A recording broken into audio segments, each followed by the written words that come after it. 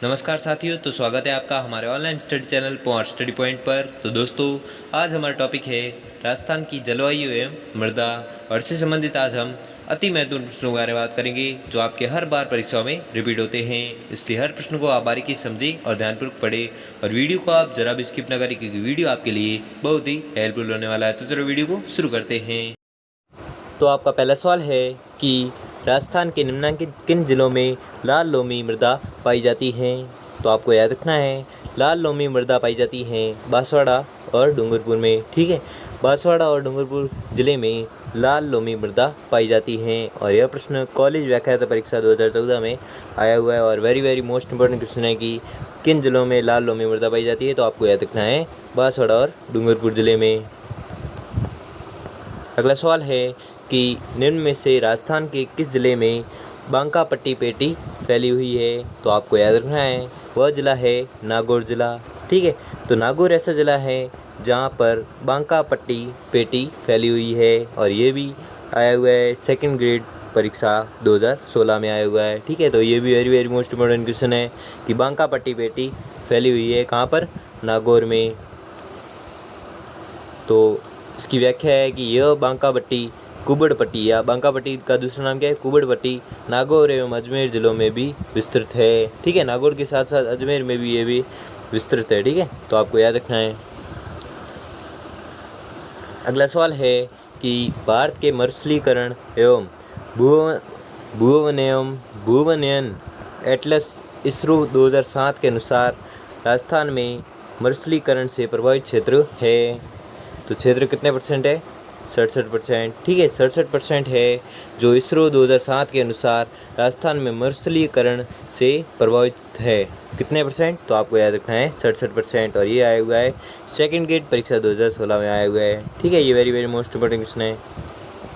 अगला सवाल है कि मावठ वर्षा जिनसे होती है वह है, तो वह क्या है, पश्चिमी विक्षोभ। ठीक है, पश्चिमी विक्षोभ से मावठ वर्षा होती है। ठीक है, ये वरिष्ठ अध्यापक परीक्षा 2016 में आया हुआ है। तो सभी प्रश्न वेरी मोस्ट इंपॉर्टेंट क्वेश्चन है, इसलिए आप वीडियो को ज़रा भी स्किप ना करें। ठीक है, और वीडियो को एंड तक ज़रूर देखें। अगला सवाल है कि राजस्थान का निम्न में से कौन सा क्षेत्र अधिकतम नम है। तो आपको याद रखना है अधिकतम नम क्षेत्र है हड़ौती। ठीक है, हड़ौती एक ऐसा क्षेत्र है जो सर्वाधिक नम है। ठीक है, अगला सवाल है कि क्षेत्रफल की दृष्टि से राजस्थान का सबसे बड़ा कृषि जलवायु खंड कौन सा है। तो आपको याद रखना है सबसे बड़ा कृषि जलवायु खंड है शुष्क पश्चिमी मैदानी खंड। ठीक है, शुष्क पश्चिमी मैदानी खंड है जो क्षेत्रफल की दृष्टि से राजस्थान का सबसे बड़ा कृषि जलवायु खंड है। कौन सा, शुष्क पश्चिमी मैदानी खंड। अगला सवाल है कि राजस्थान के किस जिले में सर्वाधिक वर्षा होती है। तो आपको याद रखना है सर्वाधिक वर्षा होती है झालावाड़ में। ठीक है, तो राजस्थान में किस जिले में सर्वाधिक वर्षा होती है। तो आपको याद रखना है झालावाड़ जिला है जहाँ पर सर्वाधिक वर्षा होती है। अगला सवाल है कि खड़ीन वर्षा जल संग्रहण की परंपरागत विधि पाई जाती है। तो कहाँ पर पाई जाती है, जैसलमेर में। ठीक है, जैसलमेर एक ऐसा जिला है जहाँ पर खड़ीन वर्षा जल संग्रहण की परंपरागत विधि पाई जाती है। कहाँ पर, जैसलमेर में। अगला सवाल है कि राजस्थान में शीतकाल में होने वाली वर्षा किन कारणों से होती हैं। तो आपको याद रखना है उनका कारण होता है पश्चिमी विक्षोभ के कारण। अभी मैंने पूछा था। ठीक है, तो ये प्रश्न घुमा कर पूछा गया है कि मावठ किन कारणों से होता है या मावठ वर्षा किन कारणों से होती है। पहले ये पूछा था, अब क्या पूछा है कि राजस्थान में शीतकाल में होने वाली वर्षा किन कारणों से होती है। तो प्रश्न का उत्तर सेम है लेकिन प्रश्न घुमा कर पूछा गया। ठीक है, तो इसको आपको क्या है, कन्फ्यूज नहीं होना है। तो प्रश्न का उत्तर क्या है कि पश्चिमी विक्षोभ के कारण मावठ वर्षा या शीतकाल में होने वाली वर्षा होती है। ठीक है, और ये पटवारी परीक्षा 2011 और RS परीक्षा 2013 में आया हुआ है, और राजस्थान पुलिस कांस्टेबल में भी आया हुआ है प्रश्न। अगला सवाल है कि मिट्टी में खारापन व क्षारीयता की समस्या का समाधान है। तो समाधान क्या है, खेतों में जिप्सम का प्रयोग। ठीक है, खेतों में जिप्सम का प्रयोग से मिट्टी में खारापन व क्षारीयता की समस्या का समाधान हो जाता है। ठीक है, अगला सवाल है कि निम्नलिखित में से कौन सी एक राजस्थान में वर्षा जल संग्रहण की परंपरागत विधि है। तो आपको याद रखना है वह है टांका। ठीक है, टांका है जो वर्षा जल संग्रहण की परंपरागत विधि है। अगला सवाल है कि उत्तरी भारत में शीतकालीन वर्षा का कारण है, तो आपको याद रखना है शीतकालीन वर्षा का कारण है पश्चिमी चक्रवातीय विक्षोभ। ठीक है, पश्चिमी चक्रवातीय विक्षोभ है जो शीतकालीन वर्षा का कारण है। अगला सवाल है कि वर्षा जल संग्रहण लाभदायक है, तो आपको याद रखना है वर्षा जल संग्रहण लाभदायक है किसके लिए? भूमिगत जल स्तर सुधारने के लिए। ठीक है, भूमिगत जल स्तर सुधारने के लिए वर्षा जल संग्रहण है जो लाभदायक है, और ये रीट लेवल 2 परीक्षा 2011 में पूछा गया था।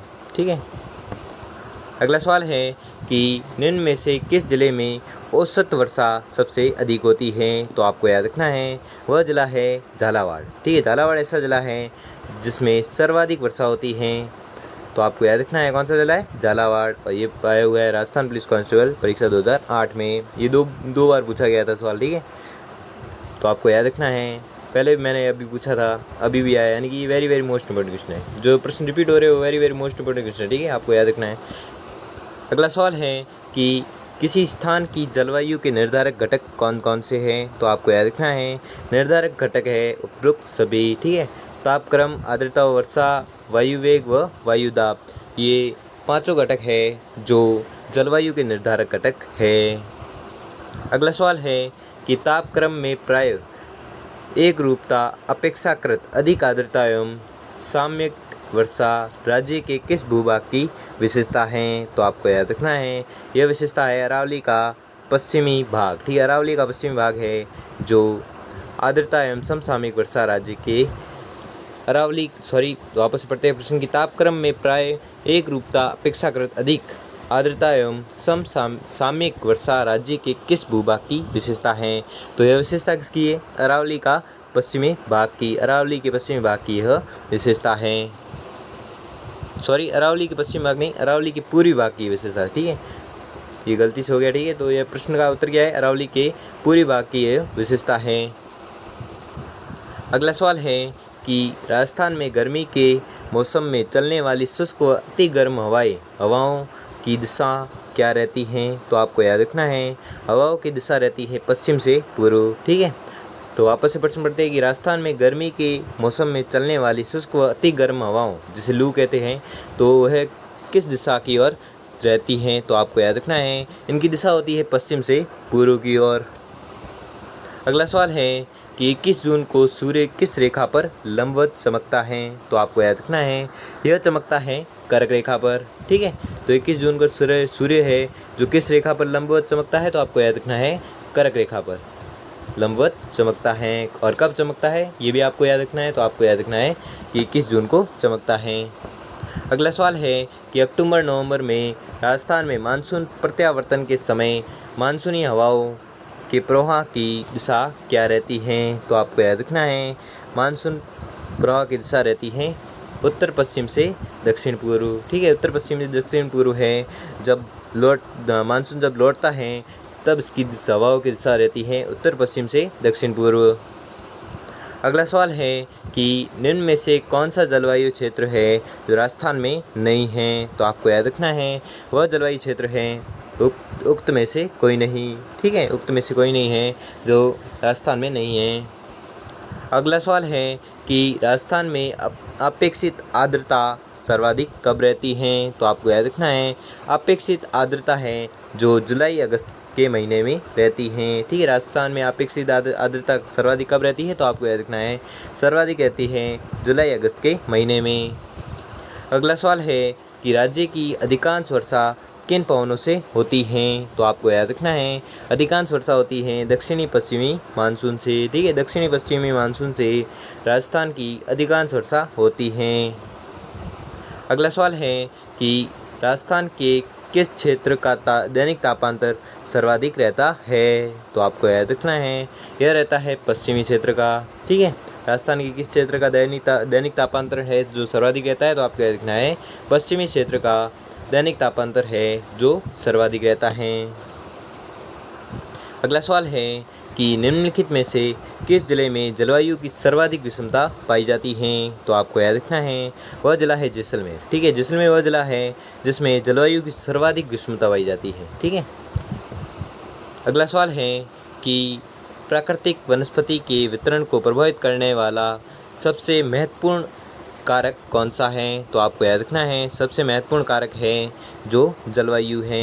ठीक है, जलवायु है जो प्राकृतिक वनस्पति के वितरण को प्रभावित करने वाला सबसे महत्वपूर्ण कारक है। कौन सा है? तो जलवायु है। ठीक है, तो दोस्तों आपको वीडियो कैसा लगा हमें कमेंट बॉक्स में कमेंट करके ज़रूर बताएं। और वीडियो को बनाने में बहुत दिन लगे हैं, इसलिए वीडियो को लाइक और चैनल को सब्सक्राइब कर लीजिए। धन्यवाद।